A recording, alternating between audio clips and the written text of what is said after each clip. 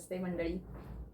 आज आपण आता अधिक महिना उद्यापासून सुरू होत आहे. तर अधिक महिना त्याला पुरुषोत्तम मास, मलमास, धोंडा महिना हे सगळ्या नावाने संबोधलं जातं.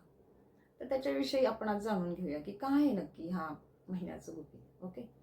दर महिन्याच्या शुक्ल पक्ष, कृष्ण पक्ष असे पंधरवड्याचे अमावस्या आणि पौर्णिमेचे बदलत असतात.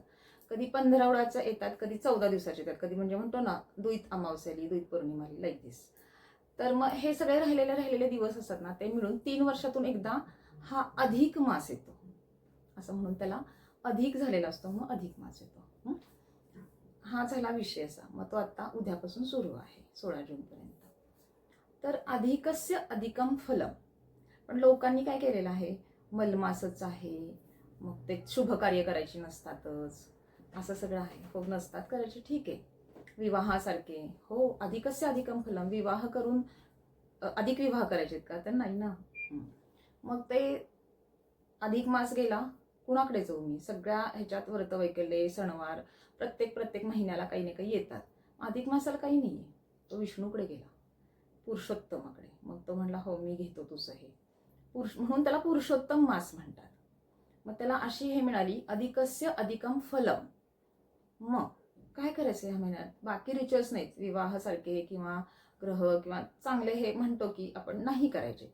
पण अधिक फल जर मिळायचं असेल तर अधिक काय करायचं? दान, अन्नदान, जप, तप, व्रतवैकल्ये, त्याचं तुम्हाला जीवनात खूप अधिक फल मिळणार आहे. जसं आपण श्रावण आणि मार्गशीर्षला एक स्पिरिच्युअल मंथ म्हणतो, तसंच अधिक मासालाही म्हणायचं आहे.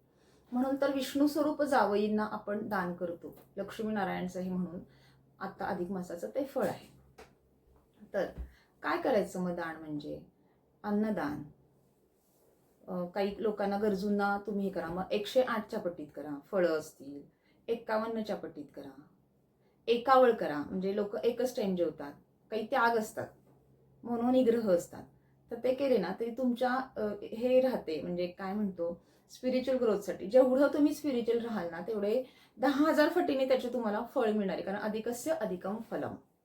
अन्नदान, वस्त्रदान, गोदान. आता तुम्ही करा जप जाप, तुमचे यज्ञयाग. पण आता यज्ञयाग करायला हे कलियुग आहे. नुसतं जपानी पण तुम्हाला त्याची सगळी हे मिळणारच आहे, प्रश्नच नाही. जावई स्वरूप लोक, म्हणजे ह्याला आपल्याला म्हणतो ना, जावयाला दान केलेलं खूप चांगलं असतं. म्हणून तर आपण हे म्हणतो ना, अधिक मासामध्ये जावई दान करा. असं काही नाही, पण गरजू व्यक्तींना तुम्ही हे करू शकता. एकावेळ करा, एकाच वेळी जेवणाचं हे करा. ते मनोनिग्रह खूप महत्वाचे राहणार आहेत. आणि मलमास वगैरे असं काही नाहीये. हा खूप स्पिरिच्युअल आणि चांगला हे आहे. जेवढं तुम्ही कराल ना तेवढं त्याची तुम्हाला खूप चांगली महती किंवा प्रचिती पण येणार आहेतच. संकल्प लिहून ठेवा, संकल्प पेरा. म्हणजे जी म्हणतो ना बकेट लिस्ट, माझं हे संकल्प आहे माझे ते, तर ते संकल्पही तुमचे आता आज हे उद्या प्रतिपदेपासून तुम्ही सुरू करा. ते लिहा, त्याचे हे करा, म्हणजे काय म्हणतो आपण त्याला, अफर्मेशन द्या, आणि ते नक्कीच पूर्ण होणार आहे.